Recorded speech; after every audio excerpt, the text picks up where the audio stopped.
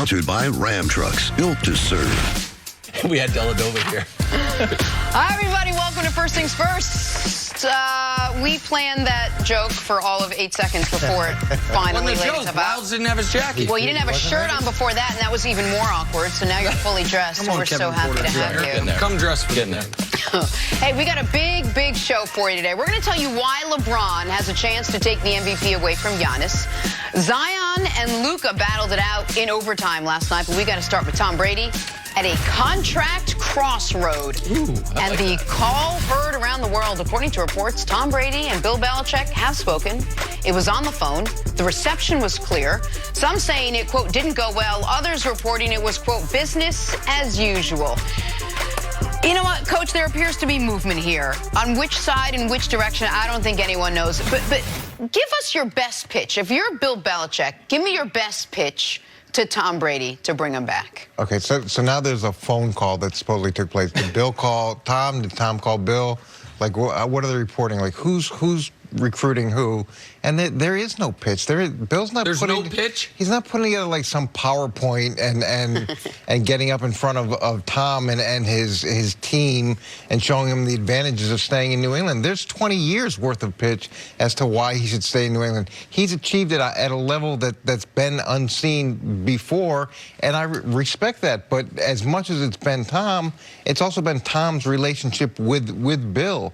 And at this point in his career, his best chance to be successful is to stay with New England. And I'm not convinced that Bill is trying to pitch him at all. I think that they're at a point where if it makes sense financially, then Tom will stay. If Tom has expectations that the organization feels are unreasonable, or Bill does, then Bill's probably going to let him go. Well, to me, and I'm not saying you're wrong here, that Bill is not going to pitch Tom. But if he doesn't pitch him at all, if he doesn't show him a little bit of love in this, then he's going to lose it. Like, now maybe you can say, and to me, it would only be about ego. It would only be about, I'm Bill Belichick. But I thought you thought it was a money thing. We've won. Well, hold on. What do you mean? I thought what was a money? I'm saying the only reason Belichick wouldn't pitch Brady, wouldn't show him some love, is because he has a feeling of, I don't pitch people. Oh, I don't Belichick's ego. Belichick's, yeah. Gotcha. I don't audition for roles. You know Never what I mean? have, never will, doesn't matter who you are. He does pitch people. He has the ability to recruit. I've seen him recruit guys. So why would he not pitch Brady? Because I think this is different. Like the free agency in the past were guys that weren't necessarily part of the organization, and I do think that part of this process is, okay, go see what you can get, see what the market is, and after you see what the market is, come back with a number, and then we'll discuss it. And then there may be money at that point. There may be more of a pitch at that point. I don't know how strong Tom's market is at this right now, and we hear a lot about all the teams that are monitoring. What does monitoring mean? Well, we heard 8 teams interested, 4 teams would sign him tomorrow. 8 teams monitoring, and 4 teams. 4 teams would sign him. Monitoring. And who's reporting this? It's just there's so much not known right now, and a lot of it is unbelievable, especially if someone's reporting it from the New England side, because Tom doesn't talk about it and Bill doesn't talk about it. So guys. all this stuff is just. So tell me what the conversation is if you're on the phone. That's what my question What's the conversation? You pick up the phone, you get on the phone, and what are they talking about then? It's off-season vacations? Look, I've had a few of those conversations, and it's not a long time talking about how the family is and what you've been up to. It's going to be much more in line with business. Have you thought about what you want to do? Have you changed your offer? Have you thought it's going to be more back and forth, but not a lot of pregnant pauses, a lot of quietness, and I'm sure that's where it is. Then he's gone. No, but it's not abnormal. It's not abnormal to have those conversations with Bill. That's the way Bill's wired. Nothing about this situation is normal. Nothing about Brady is a typical free agent. And you're saying he's not going to give him the full PowerPoint presentation, all of the bells and whistles.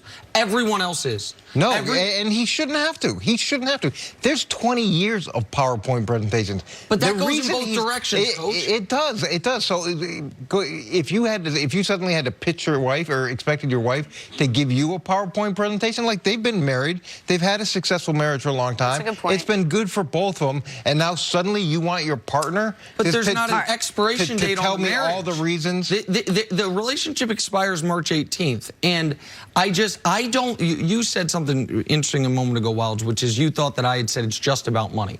To me, it's about respect and appreciation. And that can be shown a number of ways. Money is one of the ways. I think if on this phone call, Belichick swallowed a bit of his pride and said, Tommy, obviously, we've been the best thing for each other. Maybe I haven't said enough to you how much I appreciate you, and maybe last year I focused a little too much on my defense, not a little enough, not quite enough on your offense. I buy that. Now, am I going to bend over backwards? Am I going to make you the highest paid quarterback in football? No. But I can do a little more for you at the end of your career as you've done so much for me, and tell him, show him some love. Show him how much he's appreciated. Don't you think that would go a long way? Hey, look, at some point, I think the appreciation, there is an element of that. But if you've been part of something for 20 years and you've been successful doing it, and you've seen how the interactions have taken place with other really notable members of the organization and been okay with that too, when it comes your time, you can't be surprised that it's happening to you. You know what would help a lot in these discussions? If Brady would just tell us exactly what it is he's going to do. So that's not going to happen. Instead, his friends will shed a little light. Take a listen to Brady on the phone with his buddy, UFC President Dana White. We want you to come to the Raiders. You know I've been pitching you now for a month. I love you too. Come on, brother, get to Vegas. Thanks, man. I know it's been a lot of patience for me. And obviously being where I've been for 20 years, it's been an amazing experience. And I don't know what the future holds right now. I'm just trying to be patient through this process, my first time going through it. And in the meantime, I'm going to spend a lot of time with my family over the next 10, 12 days. And we got a little vacation plan, which I'm looking forward to. God, I hope Brady knew he was being recorded, because otherwise... He knew. I don't know if he knew it was coming. But your face and my face were exactly the same. A little uncomfortable. From Patriot fan Dana White? That was Patriot fan Dana White? Well, supposedly, but now he's a Raider. Now he's Raider fan. He's Raider representative. All right, my immediate reaction was two things. One is, as I said yesterday, Brady needs better friends. You can't put him in that spot. You can't be on IG Live and make him do an impromptu interview when he thinks he's taking a phone call from his... He might have agreed to it. We don't... Well, if he agreed to it, then I go back to my point from a week ago, which is Brady's loving the attention. He's either loving the attention or he got sandbagged. Either way, but the other person I thought about was you, Kevin Wilds, because Brady keeps lightly alluding to his time with the Patriots. I know. How's he doing it? In what tense? It's the past tense, unfortunately. We've never heard him talk like he said, it's been a great experience. I'm like, uh-oh. Yeah. That one, like, struck fear in my heart, Coach. It has been a great experience, and it can still be a great experience. But it's just not how you talk about it. Like, you remember you talking about marriage? Like, how's your marriage? It's been a great experience. As opposed to it's going great. Yeah. There is an element of what Nick was saying earlier where I'm sure Tom wants to be appreciated. I totally understand that. And for that to happen, he's going to have to establish a market outside of New England. He's going to have to show that there is real value outside. And then typically, like any negotiation, that negotiation will turn. But if you don't believe that Tom is going to walk away, if they don't necessarily believe he'll truly walk, then nothing is going to move, because one of the things that you love about Belichick, one of the things that you love about New England, every fan has, is that ruthlessness in dealing with players and being ready to move on from players, which has served them well. Yeah. So it's not unexpected or uncharacteristic that should apply to Tom Brady too. All right, we got to take a turn now. We watched every single second of every single game last night. Oh, it was a great night in the Association America. The best of the best. Here we go. Best achievement, Luka Doncic. Put up 30, 17, and 10. 17 rebounds. His 22nd career triple-double in a win over the Pelicans, passing Jason Kidd for most triple-doubles in Mavericks history. Jason Kidd played 500 games with the Mavs. This was Luka Doncic's 122nd. Crazy. So he does it about 4 times as often as Jason Kidd. Unbelievable. And Coach, you'll love it. Filled up box score. The biggest play of the game for him, an offensive rebound at the end.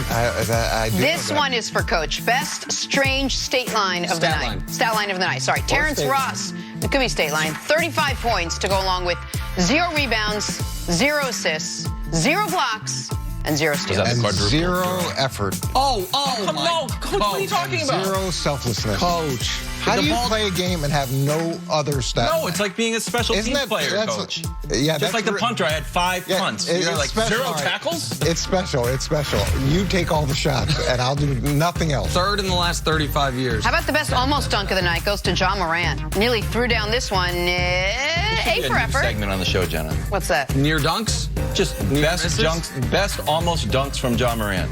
Yeah, listen, we have our Zion highlight of the night that we play most nights. Ja could be in that category. This is, I mean, it's pretty impressive. He was able to go up and get it, couldn't finish the play. Ja, the Grizzlies win again, by the way. Hey, Fox Bet, I gave you that pick last night, by the way. Grizzlies -1.5. Give me a break. How about our young baller of the night? Didn't mean to cut you off there. With this Knicks fan going through the legs. You going to hate on this one too, Coach? Or I love get this some one. credit? Someone's scoring in the garden. It's great. Nick, I've been here 5 days. This is the first Knicks highlight we've shown. Well, you could be here 105 days. It might be the only Knicks highlight we show. Yeah, I think you're right. Yeah, you're right. You're right. Everything else was bad Rockets. Yeah, you're absolutely right. Look at this kid. I love it. Take a break. Coming up is tomorrow's Bucks-Lakers game. LeBron's last chance to win MVP. That's next on FS1. You can always check us out on the Fox Sports channel on SiriusXM. We'll be right back.